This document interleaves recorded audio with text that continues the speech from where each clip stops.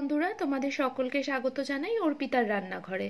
আজকে তোমাদের সাথে আরেকটা নতুন রেসিপি শেয়ার করছি, তবে এটা নিরামিষ মানে ভেজ একটা রেসিপি শেয়ার করছি। আজকে তোমাদেরকে করে দেখাবো নিরামিষ আলুর দম, অথবা তোমরা এটা দাম আলুও বলতে পারো। তবে পেঁয়াজ রসুন দিয়ে তো অনেক রকম আলুর দমের রেসিপি শেয়ার করেছি, আজকে একটু নিরামিষভাবে তোমাদের সাথে শেয়ার করছি। এই দাম আলু কিন্তু ভাত, রুটি, পরোটা, ফ্রাইড রাইস সব কিছুর সাথেই খেতে কিন্তু খুব সুস্বাদু লাগে। এই ক্রিমি রিচ দাম আলুটা কিন্তু অবশ্যই তোমরা একবার বাড়িতে ট্রাই করো। আর এই রেসিপিটা ভালো লাগলে ভিডিওটাকে বেশি বেশি করে লাইক করো, শেয়ার করো, অবশ্যই কিন্তু চ্যানেলটা সাবস্ক্রাইব করে দিও। আমি অন্য আলুর দমের রেসিপিও তোমাদের সাথে শেয়ার করে দেবো, লিঙ্কটা দিয়ে দেবো, অবশ্যই তোমরা দেখো। আর চলো তাহলে রেসিপিটা দেখে নেওয়া যাক। এখানে দেখো আমি 6টা বড় বড় সাইজের আলু নিয়েছি। আলুগুলো মাঝখান থেকে এরকম শেপ করে কেটে নিয়েছি, একটু বড় বড়ই রেখেছি দেখো আলুর দমটা করার জন্য।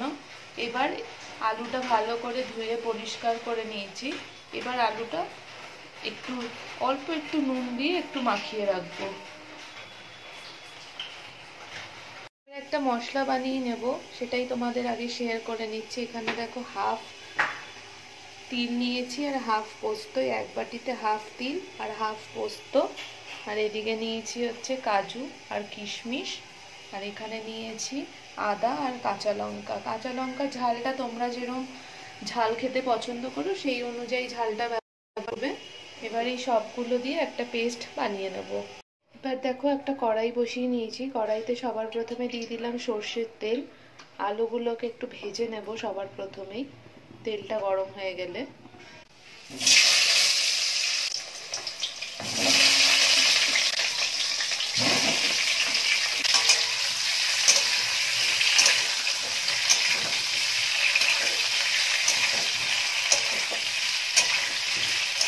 আলুগুলোকে এবার প্রথমে একটু লাল লাল করে একটু ভেজে নেব আগে।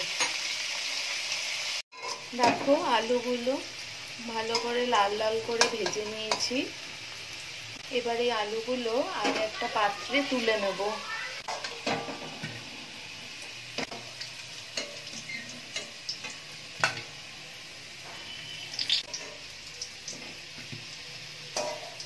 এবার এই গরম তেলের মধ্যে এই গোটা গরম মশলাগুলো দিচ্ছি, দুটো তেজপাতা, একটু জিরে, দারচিনি আর এলাচ।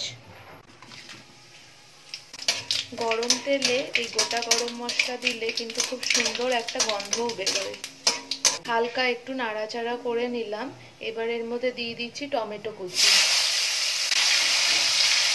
এখানে আমি একটাই টমেটো ব্যবহার করেছি, একটা বড় সাইজের টমেটো এবং কুচি কুচি করে নিয়েছি।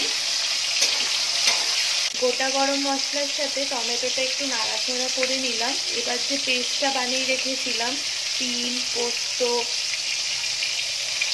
কাঁচা লঙ্কা, আদা, সেটা দিয়ে দিলাম পেস্টটা। এটা তো একটা নিরামিষ রান্না, তবে এই রান্নাটার স্বাদটা কিন্তু পুরোপুরি এই পেস্টটার উপরেই নির্ভর করছে। এতে তো কোনো পেঁয়াজ রসুন কিছুই যাচ্ছে না। এই কিশমিশ, কাজু, পোস্ত, তিল এগুলোর উপরেই কিন্তু এই রান্নার স্বাদটা নির্ভর করবে।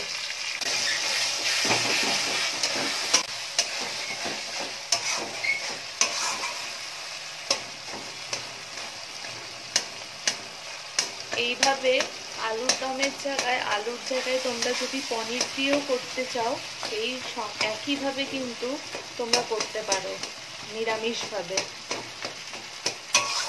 এবার এর মধ্যে দিয়ে দিচ্ছি একটু হলুদ গুঁড়ো, দিয়ে দিলাম 1 চামচ ধনের গুঁড়ো, আর দিলাম 1 চামচ জিরের গুঁড়ো। এবার এই মশলাটার সাথে ভালো করে দেখো একটু নাড়িয়ে চাড়িয়ে ভাজা ভাজা করে নিচ্ছি। মশলা যেহেতু একটা কাঁচা গন্ধ থাকে, তো ভালো করে দেখো একটু নাড়াচাড়া করে নিচ্ছি যাতে মশলাটাও ভাজা ভাজা হয়ে যায়। দেখো গ্রেভিটা সাইড থেকে দেখো তেল ছেড়ে দিয়েছে, মশলাটা খুব ভালো মতো কষানো হয়ে গেছে। গ্যাসের ফ্লেমটা কমিয়ে দিয়েছি। এবার এর মধ্যে দিয়ে দিচ্ছি একটু টক দই ফেটিয়ে নিয়েছিলাম খুব ভালো করে, সেই টক দইটা ব্যবহার করছি। তবে টক দই দেওয়ার সময় কিন্তু গ্যাসের ফ্লেম একদম কমিয়ে নেবে, নালে কিন্তু দই ফেটে যেতে পারে। আর দইটা না নর্মাল টেম্পারেচারে ব্যবহার করবে, ওটা ফ্রিজ বা যেখানেই থাকুক বার করে একটু ভালো করে নাড়াচাড়া করে নিয়ে তারপরেই গ্যাসের ফ্লেম কমিয়ে রেখে টক দই ব্যবহার করবে। দেখো দইটা কিন্তু ফাটলেও না আর কোনো দানাও থাকেনি। দেখো সুন্দরভাবে কিন্তু দইটা গ্রেভিটার সাথে মিশে গেল। গ্যাসের ফ্লেম কিন্তু একদম কমানো, আমি বারবার এটা বলছি। এবার ভেজে রাখা আলুগুলো দিয়ে দিলাম এর মধ্যে। আলুর সাথে কাইটা ভালো করে মিশিয়ে দিচ্ছি।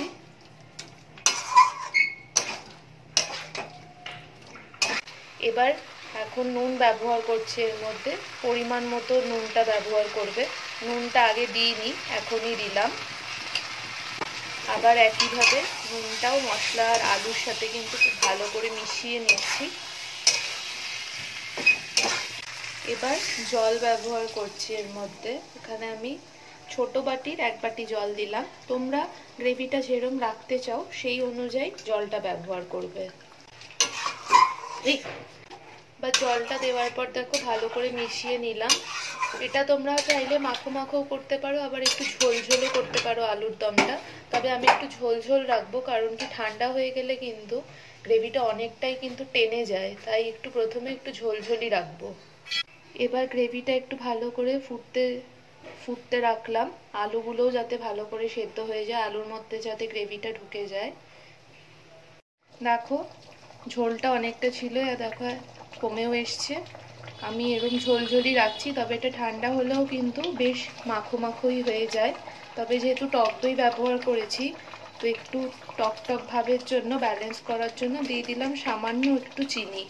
আলুর দমের স্বাদটা আর একটু বাড়িয়ে তোলার জন্য লাস্টে দিয়ে দিলাম ওই অল্প হাফ চামচের মতো ঘি। আর দিয়ে দিলাম লাস্টের মধ্যে একটু গরম মশলার গুঁড়ো, আর দিয়ে দিলাম ধনেপাতা কুচি। রেডি হয়ে গেল কিন্তু নিরামিষ আলুর দম।